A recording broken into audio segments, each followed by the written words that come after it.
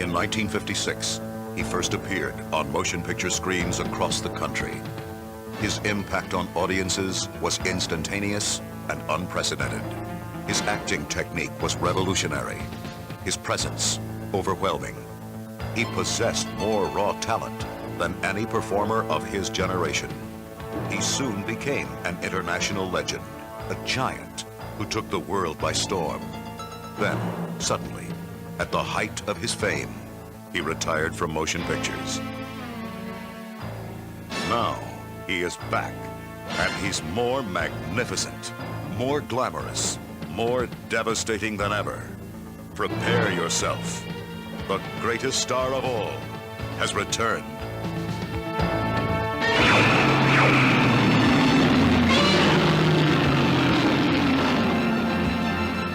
Godzilla 1985. Coming soon to a theater near you. Greetings, inferiors, it is I, Penner the Manda here, and I know what you're thinking. Why am I covering the American cut of this movie? What makes it so special? Well, it's nostalgic to me. For those of you that don't know, Godzilla 1985 is the first film that introduced me to Godzilla. When I was a lot younger, around 4 to 5 years old, if I wasn't watching Ghostbusters or any kids shows, I'd be watching dinosaur movies. The film that got me into dinosaurs was a classic 80s film Universal did called The Land Before Time. If you haven't seen it, I highly recommend you give it a watch. It's a really good movie. I love this film a lot and did attempt to watch other dinosaur films. And by attempt, I mean I tried to watch Jurassic Park but ended up getting traumatized from it. Godzilla 1985 was one of those films I had to cut midway of the movie because I got scared hearing his roar.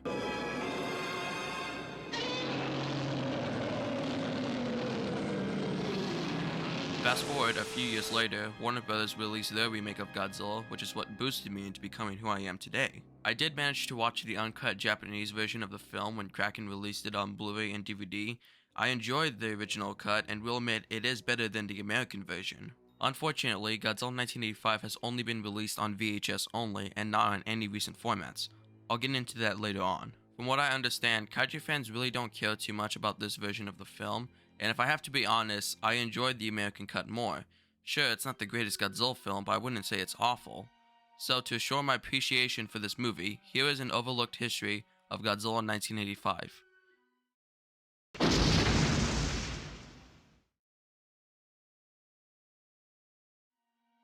A Japanese ship called the Yahata Maru is in the middle of a gigantic storm. We're introduced to one of our main protagonists, Kenny, although in the Japanese version his actual name is Hiroshi Okamura. But for the sake of this video, I'm just gonna call him Kenny. During the storm, a nearby island is erupting and we hear Godzilla's roar. The next day, the storm clears up and we're introduced to another main protagonist, Goro Maki. Goro finds the ship after looking around and he finds all the members of the party killed except for Kenny. A giant sea lice, aka Shockers, seems to be the one who killed all these people. Shockers is killed by Kenny after attacking Goro. The Japanese Prime Minister is alerted of the situation of the ship, knowing that Godzilla was the monster that emerged from the island earlier. Goro attempts to publish the story Kenny told, but it was denied since it could be a national security risk because of Godzilla. He stays on top of the story by visiting another main protagonist, Professor Hayashida. Hayashida has been studying Godzilla because the original Godzilla from 1956 killed his parents. While visiting, Goro meets Naoko, who is the sister of Kenny. Turns out the government is silencing people like Hayashida and everyone that has been associating themselves with Kenny in order to prevent the news of Godzilla from spreading. Goro doesn't stand for this and tells Naoko about her brother. Meanwhile, a Soviet submarine is cruising in Japan's shores until they discover a large object. After getting no signs of communication and being frightened by the size of the object, the captain of the submarine orders torpedoes to be fired at the object. The object retaliates by destroying the submarine and it turns out it was Godzilla. The destruction catches the attention of the Prime Minister of Japan, the Soviet Union, and the Pentagon. This leads to the Soviet Union blaming the United States for the destruction of the submarine. The Prime Minister would publicly announce that the US wasn't responsible and that it was Godzilla. He would later have a meeting with both Soviet and US ambassadors. The ambassadors demand to use nuclear weapons on Godzilla, however, the Prime Minister refuses since Japan has a nuclear policy. The Soviets ended up keeping the nuclear option open, going against the Prime Minister's wishes. Godzilla would later attack a nuclear power plant to feed on radiation. While consuming, Godzilla gets distracted by a flock of birds and leaves the power plant. Godzilla's connection with the birds will be important later.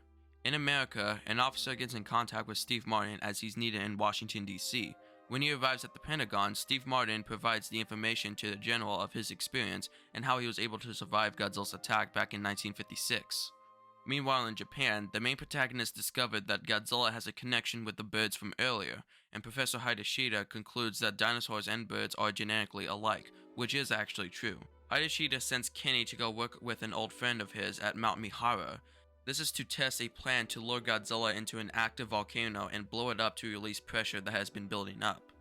In order to lure Godzilla, Hideshida explains to the Prime Minister that the plan can be done if he uses a signal with frequencies similar to a flock of birds, and Godzilla will automatically follow. The Prime Minister approves of this decision, and the Japanese Self-Defense Force would later help out carry the plan. Problems kick in when a helicopter spots Godzilla heading to Tokyo Bay. Everyone is forced to evacuate while the main protagonists stay behind to work on the plan. The Self-Defense Force prepares for Godzilla's arrival, but Godzilla wipes out the entire army and makes his way in Japan. When Godzilla arrived, the Soviet colonel purposely launches a nuclear missile from space to hit Japan as an attempt to kill Godzilla. The main protagonist did a test on Godzilla to see if the bird frequency worked. It completely gets Godzilla's attention before the military distracts him. Godzilla unintentionally damages the building the protagonists are in, preventing them from escaping to the rooftops. The military sends the Super X, a military aircraft originally made to defend Japan's capital. The Super X managed to knock out Godzilla but does take heavy damage from the battle. The Prime Minister is alerted about the Soviet missile and contacts the Americans to help shoot the missile down. A helicopter comes to rescue our protagonist, only taking Kenny and Professor Hayashida. Gore and Naoko would later escape by crawling down the building. America sends a missile to blow the Soviet missile in the sky. They succeed, but the fallout creates a thunderstorm, reviving Godzilla. Godzilla and the Super X have another battle that ends up in favor of Godzilla, as he dumps a whole building on the Super X. At Mount Mihara, Professor Hideshida installs the bird frequency into a giant satellite to send the signals to Godzilla. Godzilla gets the signal and leaves Japan to Mount Mihara. When Godzilla arrives, Kenny detonates the bombs placed inside the volcano, where Godzilla falls to his demise.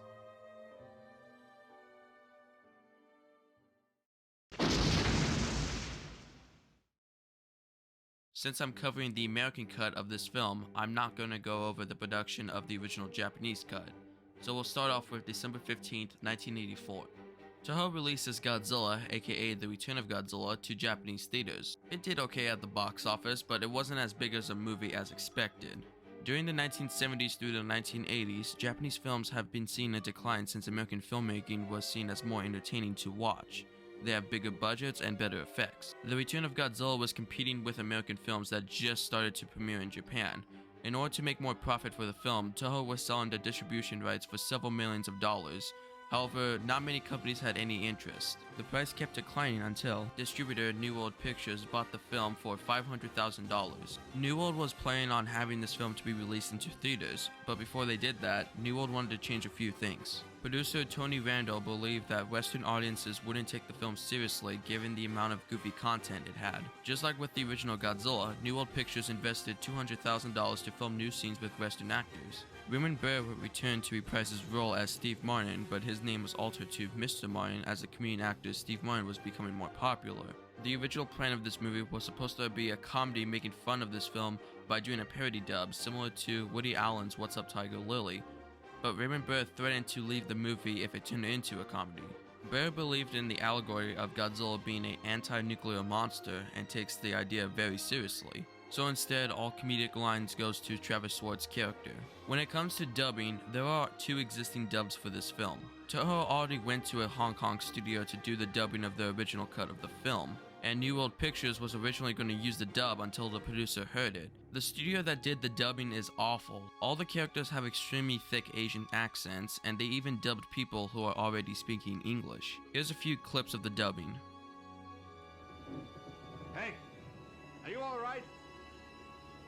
Sure, I'm okay.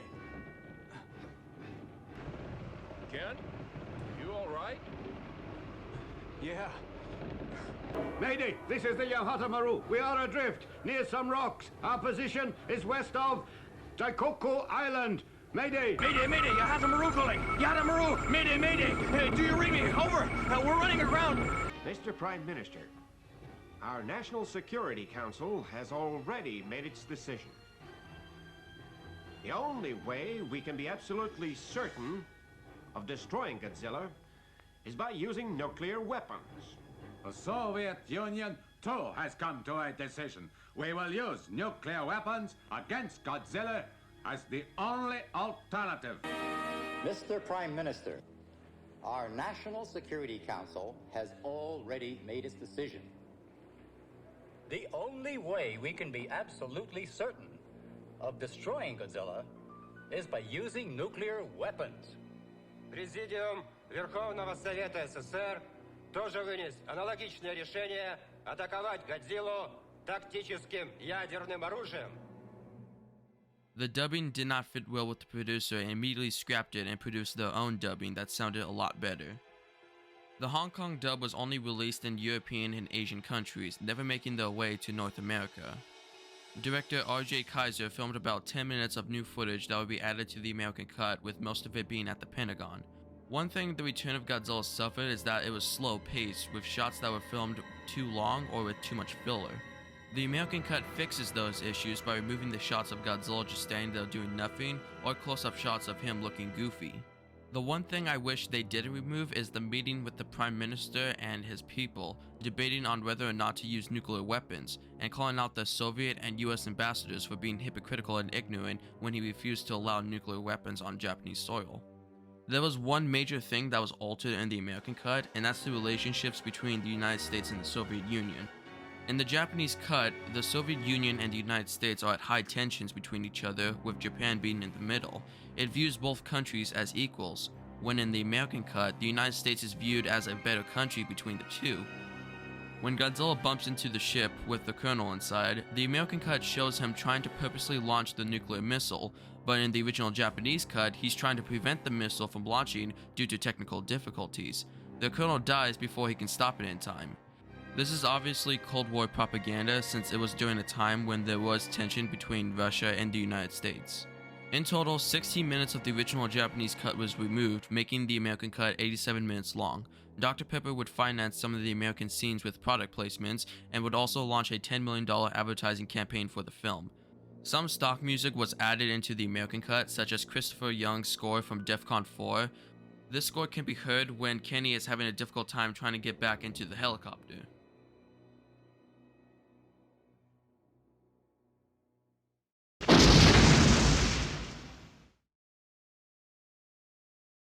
Godzilla 1985 was released in American theaters on August 23, 1985, and grossed about $500,000 opening weekend, with a total gross about $4 million.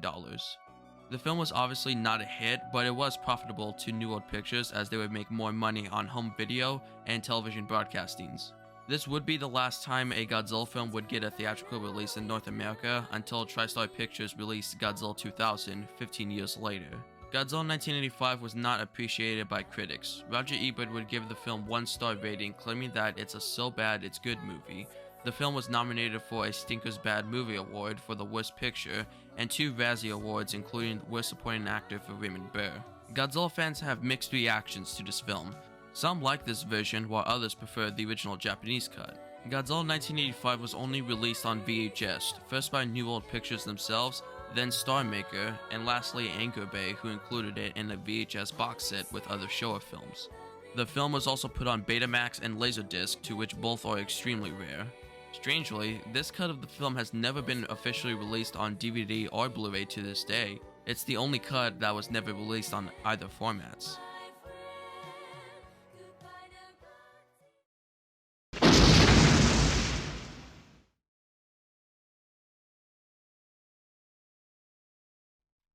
Overall, what makes this cut overlooked? The biggest one for me is Raymond Burr's enthusiasm for Godzilla, as his beliefs on the monster is mainly the reason why this film didn't turn into a comedy, and how it paints Godzilla as this tragic monster rather than the goofy monster Western audiences associate him with. Unlike with 1956's Godzilla King of the Monsters, the producers allowed all references of Godzilla's original origins, making the message more standing with Raymond Burr's perspective on how nature punishes humanity for its reckless actions, this being nuclear testing.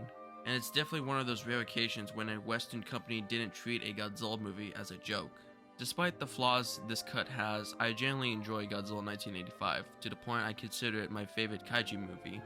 I just have too much nostalgia for this movie that I can't unlike it. What are your thoughts on this version? I'd like to hear them down in the comments. Thank you so much for watching this documentary. If you enjoy my content, I'd like for you to like and subscribe to my channel. I might do more of these documentaries, but it really depends on what film it is. Thank you again for sticking around. I'm Panda Amanda, signing out.